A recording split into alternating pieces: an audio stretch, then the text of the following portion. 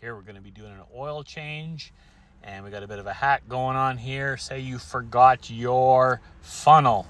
How are we going to get the oil in there without getting oil all over the place? We're going to show you how it's all done, and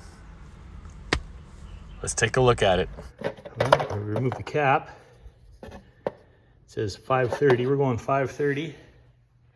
Quaker State synthetic. What we do, take your dipstick out.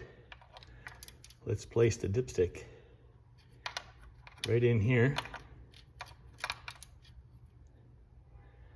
Let's see what happens when we pour the oil down the dipstick. Let's check it out.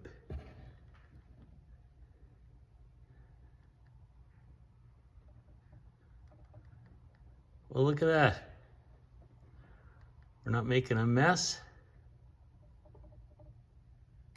at all. Who would have thought? There you have it. Don't forget to like and subscribe. Maybe we'll have some more hacks for you. Didn't overspill, and we didn't make a mess.